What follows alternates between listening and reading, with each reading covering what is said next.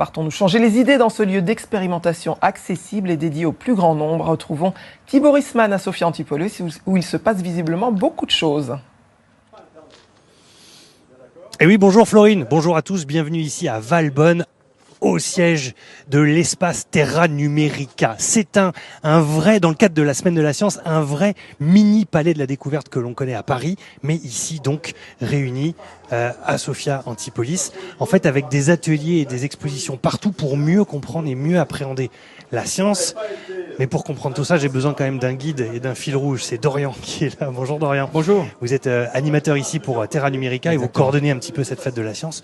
Le but du jeu, on l'a dit déjà, c'est de vulgariser la science. C'est le rôle de Terra Numérica. Tout à fait. C'est de rendre les sciences du numérique accessibles à toutes et à tous avec des ateliers ludiques, interactifs pour faire de la science en s'amusant. Avec des choses qu'on connaît mais qu'on ne connaît pas. Exemple, regardez ce petit ballon de foot. Tout le monde reconnaît ce ballon de foot et pourtant, quand on compte les faces, c'est ce que j'ai découvert en arrivant, 1, 2, 3, 4, 5 pour les faces noires, 1, 2, 3, 4, 5, 6 pour les faces blanches.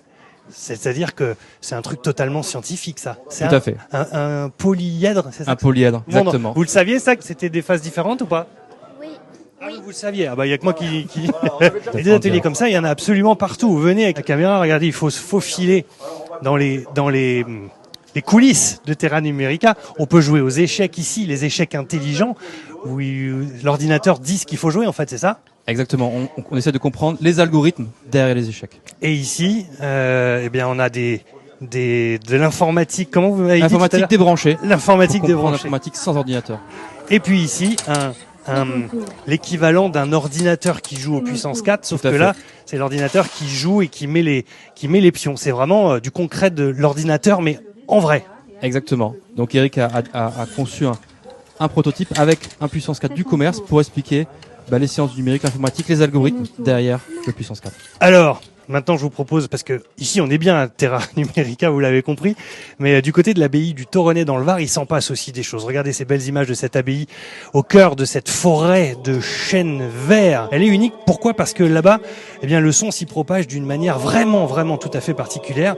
L'écho y est très fort, il est très long, je vous apprends rien, Dorian, en vous disant ça. Et ça, pour les professeurs de sciences et de physique notamment, eh ben, c'est un terrain de jeu idéal.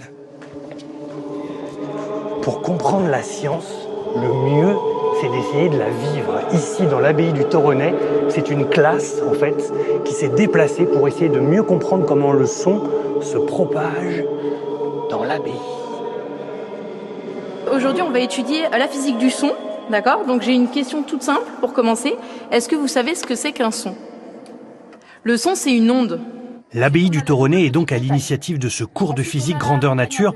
Là-bas, on a bien compris que ce lieu sacré était mieux qu'une salle de classe pour expliquer le vocabulaire du son. Ici, pour moi, c'est du chinois. Voyons ce qu'ils en pensent, eux. T'as appris quoi, là, concrètement, par exemple? Les courbes, un mot qu'elle nous a dit, mais honnêtement...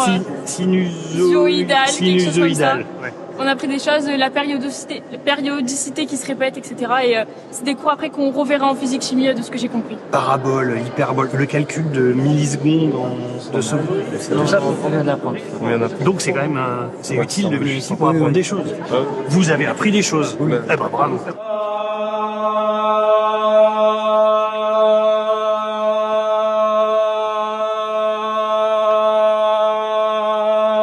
C'était quoi le but du jeu? C'était Ah non, c'est que ça gagnait en amplitude quand il s'approche.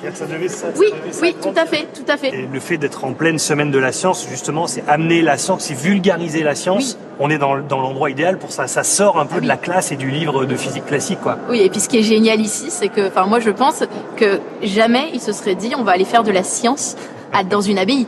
C'est le deuxième lieu au monde avec la plus longue résonance, après le Taj Mahal. On va faire juste une démonstration avec ça. Écoutez bien, il va falloir essayer de deviner ce qu'est cette note. C'est une note, hein? Oui, tout à fait. Attention, avec la perche qui est juste là.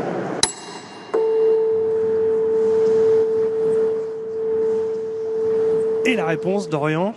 C'est un La? Ah, et n'est pas scientifique qui veut, effectivement, c'était un La. On continue ici notre promenade au cœur de Terra Numérica dans le cadre de la fête de la science. Et quand je vous dis qu'il y en a partout, il y en avait beaucoup au rez-de-chaussée, mais regardez, dans cette grande salle, il y en a absolument pour tout le monde et il y a des ateliers dans tous les sens. Ça, ce sont des ateliers que tout le monde peut venir pratiquer, hein. Exactement. Donc les scolaires, les professeurs, le grand public pour découvrir, expérimenter les sciences en jouant, en s'amusant. Très bien. Je vais vous prendre votre micro, Dorian. Merci beaucoup de nous avoir servi de guide. Anne-Sophie, qui s'occupe de la fête de la science. Anne-Sophie. Bonsoir. Bonsoir, merci de nous accueillir. Bonjour, surtout. Il y a encore pas mal d'ateliers pour ce week-end. Oui, ce week-end, ce samedi, on peut retrouver Terra Numérica à Montsartou, village des sciences, également à Belvédère, dans la Vésubie, organisé par les apprentis Passage.